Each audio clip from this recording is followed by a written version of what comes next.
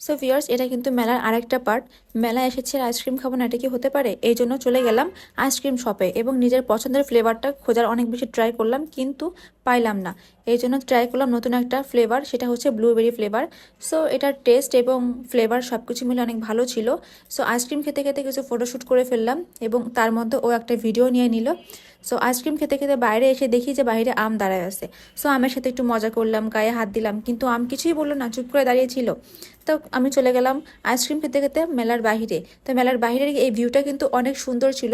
আপনারা কিন্তু অনেক সুন্দর সুন্দর ফটো তুলতে পারবেন, ভিডিও করতে পারবেন এখান থেকে। সো এরপরে চলে গেলাম পিঠা খেতে। এখানকার পাটিসাপটা পিঠা কিন্তু অনেক বেশি মজার ছিল। এটা হচ্ছে সম্পূর্ণ ক্ষীরের তৈরি এবং অনেক বেশি সফট ছিল, মানে যাই হোক পিঠা অনেক বেশি মজার ছিল। এরপরে খেলাম হচ্ছে পুলি পিঠা। এটা কিন্তু মিষ্টি পুলি না, ঝাল পুলি, মানে এর ভিতরের পুরটা চিকেন এবং সবজি দিয়ে তৈরি করা ছিল।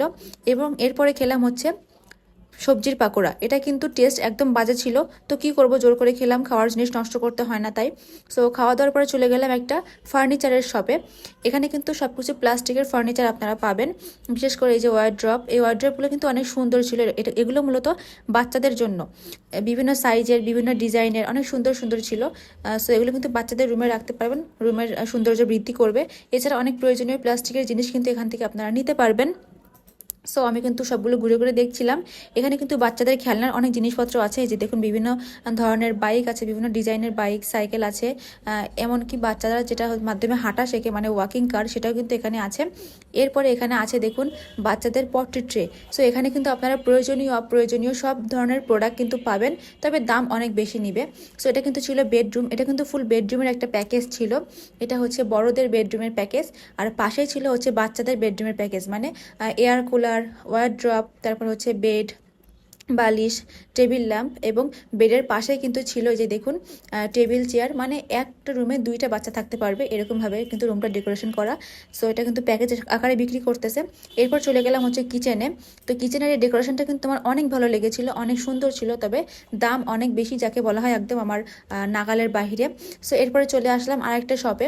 সো এখানকার কিন্তু অনেক ধরনের জিনিসগুলো ছিল, আমার অনেক পছন্দ হয়েছিল জিনিসপত্রগুলো, যেমন মোড়া, বাচ্চাদের খেলনার, দেখুন কত বড় বড় গাড়ি ছিল। এখানে বাচ্চাদের খেলনার অনেক ধরনের জিনিসপত্র ছিল। তবে আমি বলবো যে এইসব ধরনের জিনিসপত্র কখনোই আপনারা মেলা থেকে কিনবেন না। এই যে দেখুন, এই জিনিসগুলো কিন্তু আমার অনেক বেশি পছন্দ হয়েছিল, আমি কিন্তু নিয়েছি 2-3টা, দামও কম ছিল এবং জিনিসগুলো ইউনিক লেগেছিল। সো এখানে দেখেন বাচ্চাদের অনেক ধরনের জিনিসপত্র আপনারা কিন্তু এখানে পাবেন, বসার জন্য খেলনার জিনিসপত্র আছে, দেখুন বাচ্চাদের বাইক পর্যন্ত আছে। সো আমি কিন্তু বলেছিলাম যে 3টা জিনিস নিয়েছি, তো এই 3টা নিয়েছি। এই 3টা আমার অনেক ভালো লেগেছিলো, সো আমি বাসার জন্য নিয়েছি। সো এরপরে চলে গেলাম একটা জামা কাপড়ের শপে। সো ভাই জামা কাপড়ের শপে এসে তো আমি পুরো অবাক হয়ে গিয়েছি, এত দামের জামা কাপড়। সো কাপড়ের কোয়ালিটি এত খারাপ, ড্রেসগুলোর ডিজাইন এত খারাপ, কি আর বলবো। আমি কিন্তু ড্রেস অনেক বেশি পছন্দ করি, মানে ড্রেস দেখলে আমি একদম পাগল হয়ে যাই, বাট এই ড্রেসগুলো দেখে আমার একদম ভালো লাগেনি, আমি একদমই কিনতে চাইনি, কারণ এগুলো কাপড়ের কোয়ালিটি, ডিজাইনগুলো কিন্তু অনেক বেশি খারাপ ছিল, কিন্তু দাম অনেক বেশি ছিল। সো কখনোই আপনারা এখান থেকে কোনো ড্রেস কিনবেন না, তাহলে কিন্তু একদম ঠকে যাবেন। সো এরপরে চলে আসলাম আরেকটা শপে। এখানে কিন্তু আপনারা আপনাদের সংসারের অনেক ধরনের জিনিসপত্র পাবেন, সাংসারিক অনেক জিনিসপত্র কিন্তু এখানে আপনারা পাবেন, তবে দাম কিন্তু 2 থেকে 3 গুণ বেশি, আমি আগে ভাগেই বলে দিচ্ছি।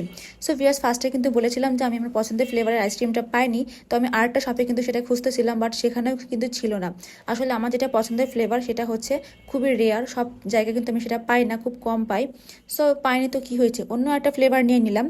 সো সেটা খেতে খেতে কিন্তু আরেকটা ফার্নিচারের শপে চলে গেলাম। সো এখানে কিন্তু সুন্দর সুন্দর ড্রেসিং টেবিল, শোকেস বিক্রি করতেছে।